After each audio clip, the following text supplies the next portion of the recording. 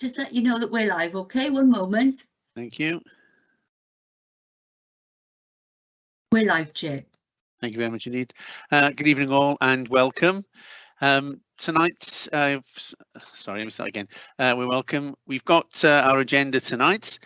So first of all, any apologies for absence, please? Yes, we've got apologies from Councillor Wilcox, Chair. Thank you. Next item on the agenda, item 2, declaration of interest. No. Okay, thank you. Third item on the agenda, minutes from the previous meeting. And if we just go through it, first of all, for accuracy. So starting on page 3, page 4, page 5, page 6, page 7, page 8, page 9, page 10, and finally what would be page 11 for accuracy. And then for matters arising, so page 3, 4, 5, and I see there's some letters. There's a letter in here about the pen report, so we'll pick that up under the item it's for. Page 6, page 7, page 8, page 9, page 10, and page 11. Okay, thank you very much for that. So next item on the agenda is matters arising. So if it's a good time at this moment, as we mentioned it in the minutes, do you want to make any comments about item 7, Gareth? Right, item 7 is a letter that was written to Welsh Government by the chair of Monmouthshire Standards Committee. Yeah. So we've just added that to the agenda for information purposes because it followed on from your discussion last time about the Richard Penn report. We mentioned the discussion at the All Wales Standards Committee in terms of his report and the consensus that it was really a missed opportunity that Welsh Government hadn't legislated on some of the recommendations to strengthen the code of conduct and the declarations. So I think Monmouthshire Standards Committee felt compelled to write to Welsh Government, setting out their views informally, if you like, in terms of the process so far and some of the recommendations in the Richard Penn report. So it's before you largely for information purposes. And obviously, you know, members can read the letter at their leisure. That's fine. It's just linked in with the agenda, and I just thought if we get it out to get it out there now, and then if any of my colleagues here want to pick up anything you've said, Gareth, then we can do it from there. Fine. Yeah, no, that's fine. We can pick it up here. As you can see, I mean, the letter is broadly in agreement that the ethical standards framework is fit for purpose. Monmouthshire, obviously their experience with community councils is slightly different to ours. They do express the view that maybe the Ombudsman's implied criticism of behaviour in community councils wasn't strictly correct, you know, given the numbers of community councillors in Wales compared with councillors of unitary authorities. So they make that point. They felt it was a bit unfair to point the finger specifically at community councils rather than at the primary authorities.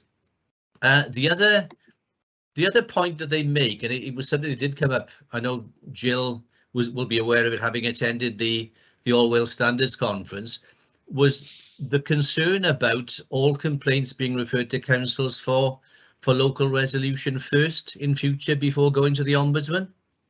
And I think it was a point that was raised at the conference itself.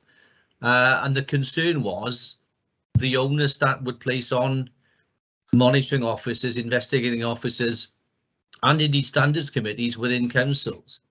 to deal with large numbers of complaints.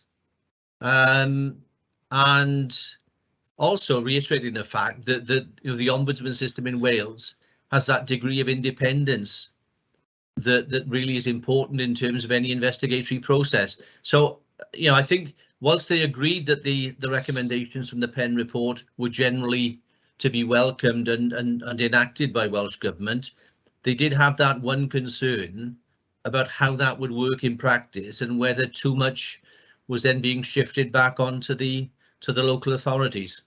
So that's a point I think they felt compelled to make in this letter to Welsh Government before we even get into any formal consultation, because at the moment Welsh Government are not formally consulting on any proposals as a result of the Richard Penn report. So in a sense, Monmouthshire are getting their retaliation for it first, if you like, by sending in these informal comments.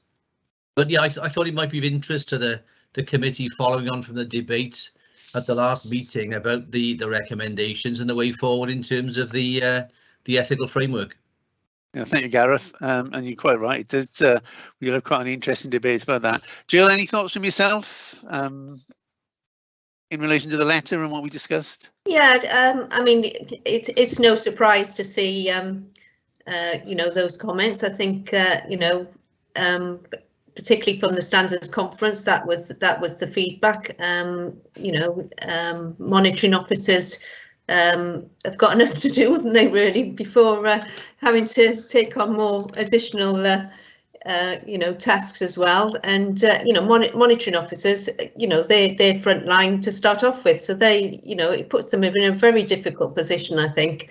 Because they have to start investigating, or somebody else would have to start investigating, because you've got to remain impartial, haven't you? So yeah, I think it was the letter from Monmouthshire is well written.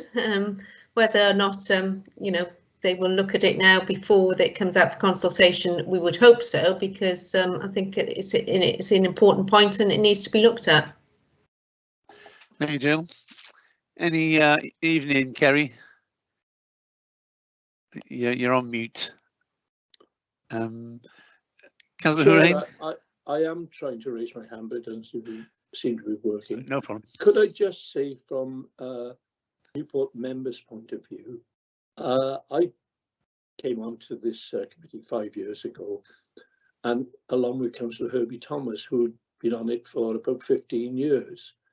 And I stand to be corrected, obviously, by Mr. Price, but we've had very, very few serious incidents that have needed to come back to us for investigation.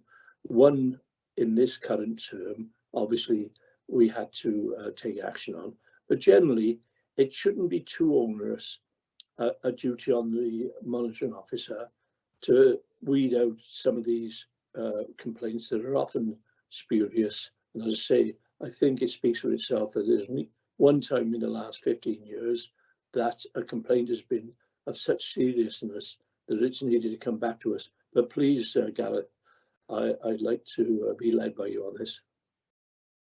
Well, if I can come back on that, then Chair, I think Councillor Hurain is correct that clearly we've only had one misconduct hearing over the past 20 years. But we've had significant numbers of complaints referred to the Ombudsman that haven't found their way back to Standards Committee. And I have to say, in fairness to the Penn report and the Ombudsman, it has been a criticism of the system by standards committees, not just in Newport but across Wales, that they felt the Ombudsman was wielding almost too much power in terms of those complaints. Not serious complaints, but those other complaints that where he thinks there's been a breach of the code, but it's not serious enough to warrant a sanction by Standards Committee, and no further action is taken. Now, this, in a sense, sort of addresses or redresses that issue. What he's saying to Standards Committees is, well, if you think that you need more power to be dealing with these lower level complaints, and it shouldn't be left to the Ombudsman to take that decision out of your hands, this is your chance to do that. So I can see both sides of the argument. But the fact that only one complaint has formally found its way back to us over the years is no indication of the level of complaints that have been dealt with behind the scenes by the Ombudsman. And I think if we had to investigate every one, it would be a significant increase in our workload.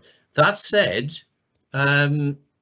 Nick Bennett, the previous Ombudsman, did say at the All Wales conference he would still envisage investigating independently the more serious complaints anyway.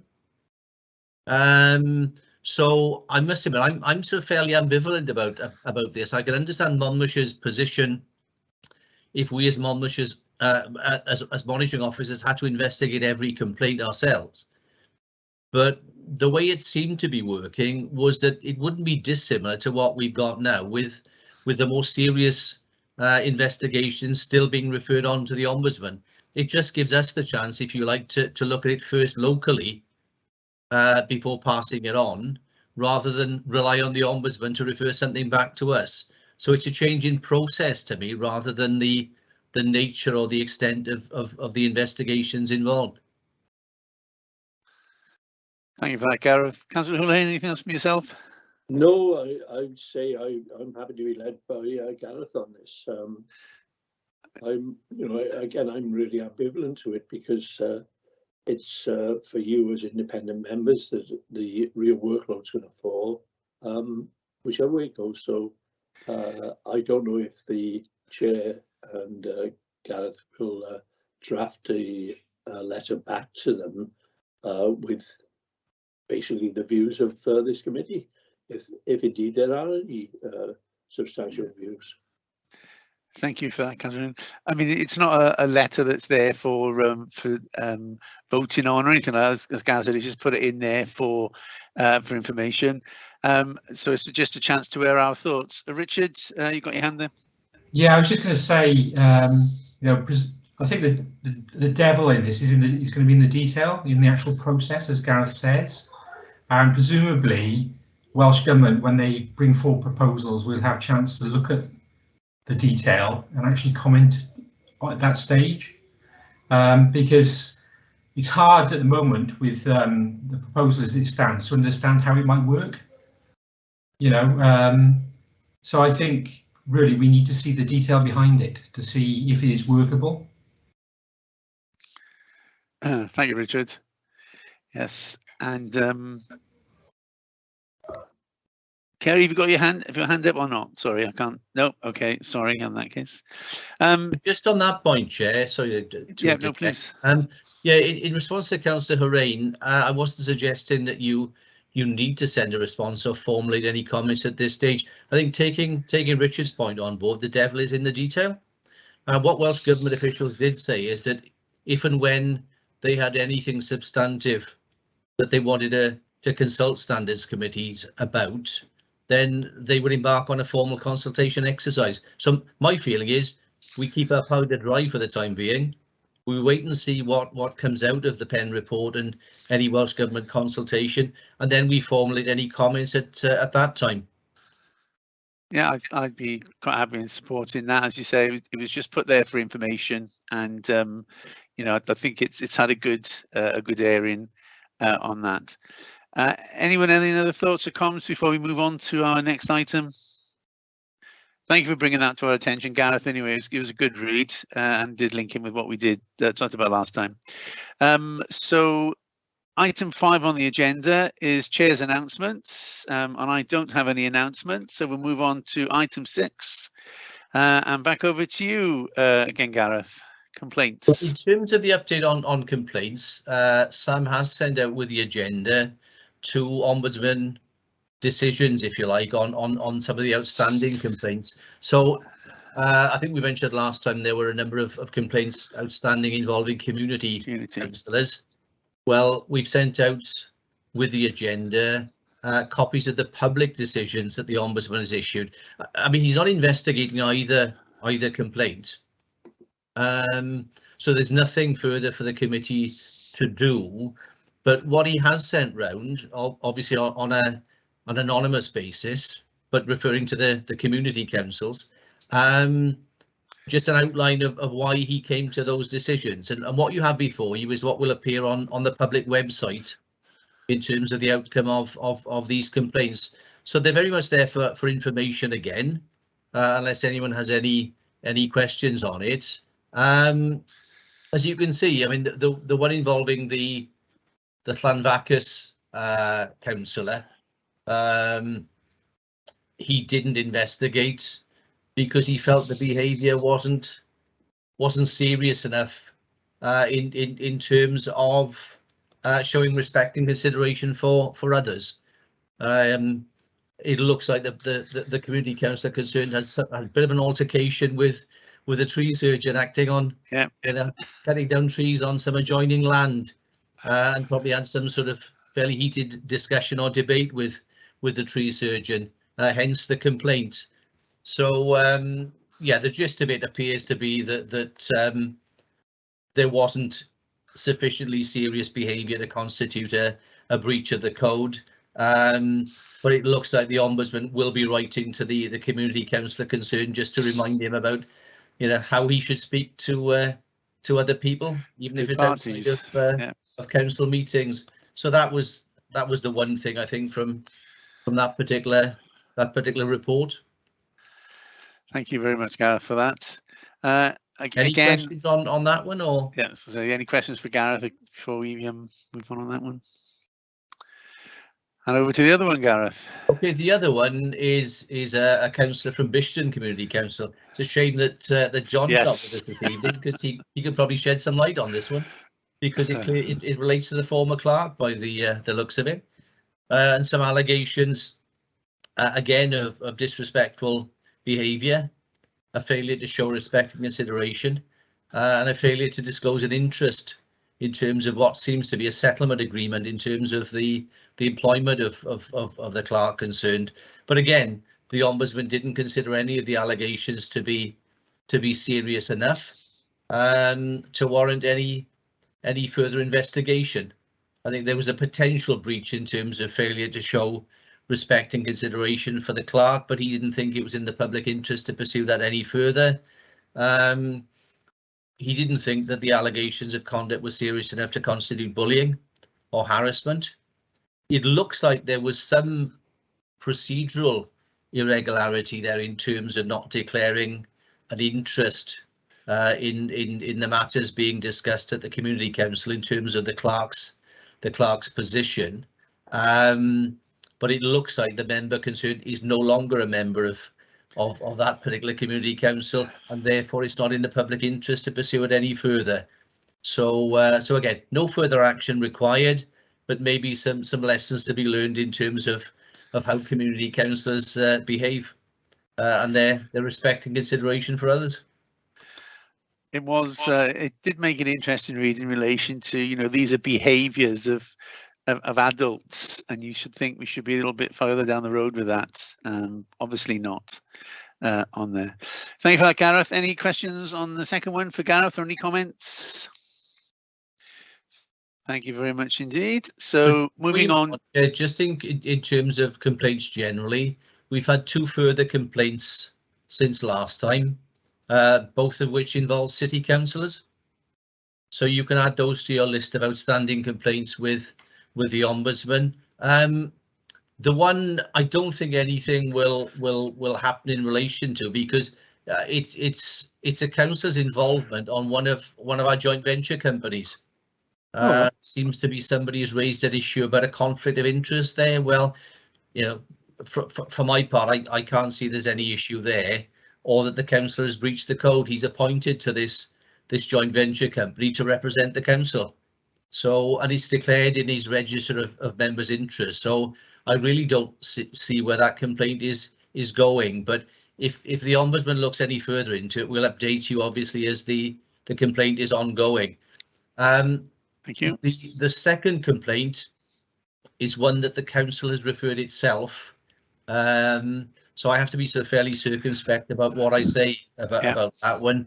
All I can say is the councillor concerned was convicted of a criminal offence, and therefore we've referred it to the Ombudsman in terms of bringing his office and the council into disrepute.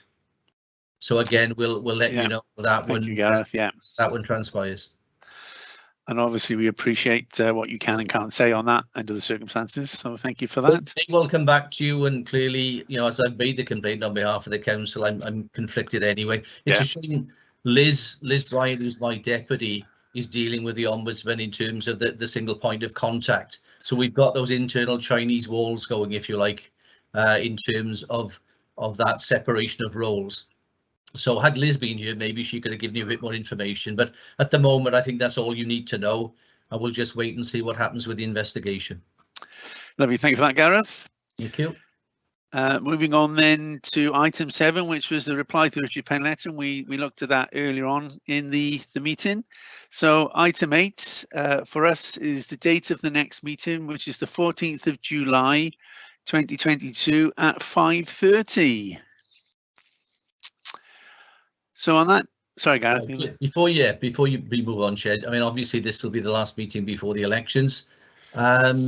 So the meeting in the next scheduled meeting, we may well have some more councillor representatives on standards committee. So if Councillor Hourain is not on committee after June or July, can I thank him on behalf of you for his attendance and all his hard work on standards committee over the years? Thank you very much, Mr. Price. Yeah, thank you. Just want to second that, Councillor Hourain. Thank you very much indeed.